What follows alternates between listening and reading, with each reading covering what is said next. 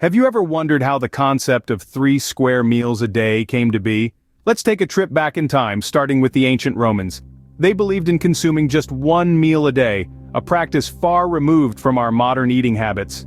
Fast forward to the Middle Ages, breakfast was born out of the simple act of breaking the night's fast. It was a meal not everyone partook in initially, but by the 17th century, breakfast had made its way to the tables of all social classes.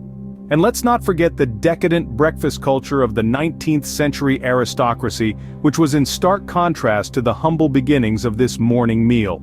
The Industrial Revolution, with its rigorous working hours, propelled the need for an early meal to sustain the laborers, making breakfast an integral part of the day. And by the time we reached the 20th century, breakfast had been commercialized with the invention of cornflakes and touted as the most important meal of the day. The evolution of lunch, or dinner, as it was known in the Middle Ages, is equally intriguing. This meal was the main event of the day back then. The term lunch only emerged in the 19th century, possibly derived from Anglo-Saxon or French customs. Industrialization again played a pivotal role in shaping this meal, as factory workers needed a substantial midday meal. Dinner, historically a significant meal for the Romans in the Middle Ages, was traditionally served around noon. However, the advent of artificial lighting pushed dinner later into the day. Today, many of us often find ourselves having a quick snack for lunch in front of our computers, a reflection of its historical origins as a small, quick meal between proper meals. So it's clear that our eating habits have been shaped by a variety of factors over centuries. But is eating 3 meals a day really the best way for us to fuel our bodies? Before we go any further, please like this video and subscribe to our channel.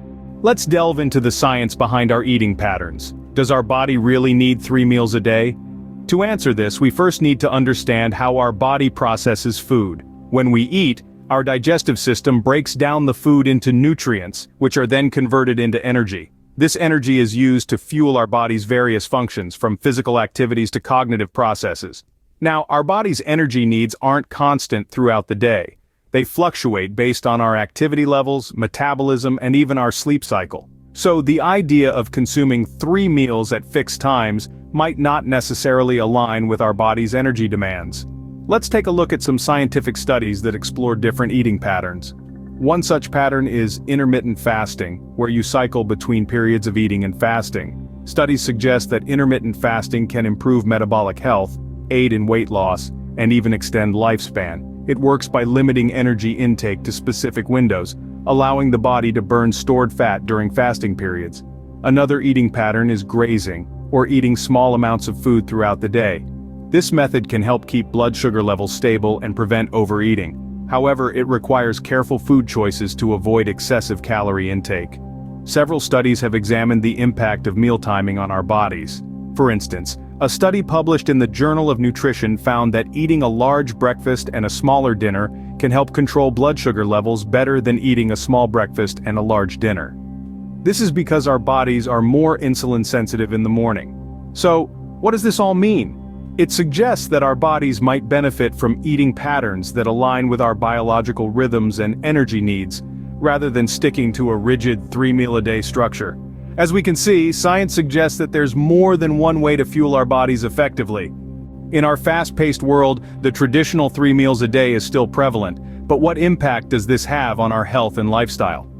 Let's delve into this. Our current meal pattern, seemingly ingrained in our society, might not be as beneficial as we've come to accept. There's a growing body of research suggesting that the frequency and timing of our meals may have significant implications for our health, particularly in relation to obesity, metabolic health, and disease risk. Consider this.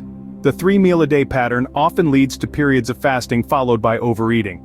This cycle can potentially disrupt our metabolism and contribute to weight gain.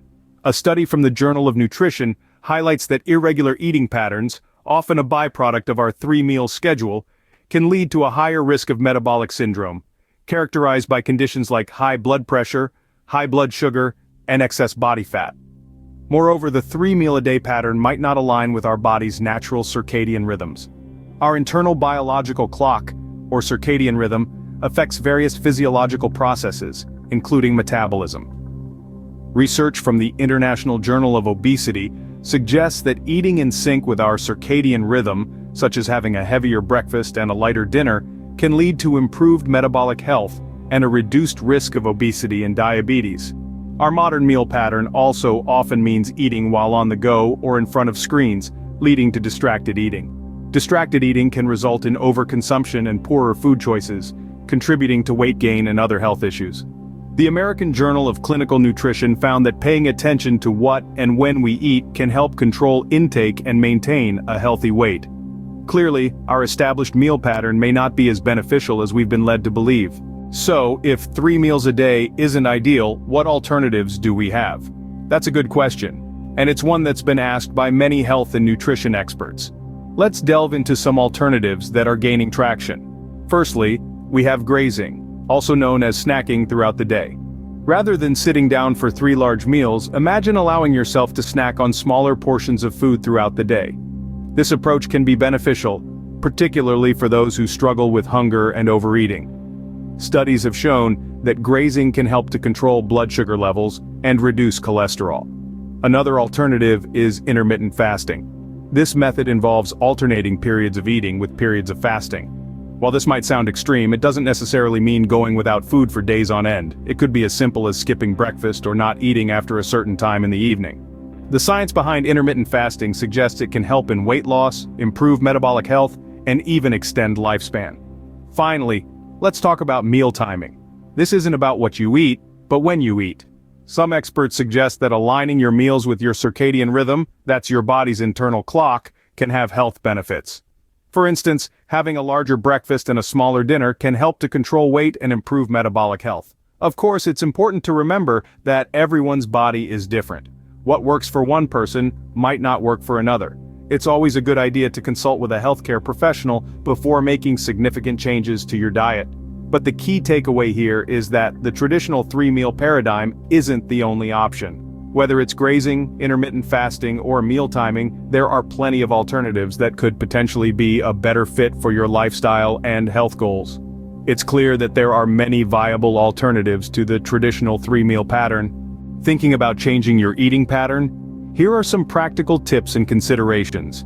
The journey to a new meal pattern can seem daunting, yet it doesn't have to be.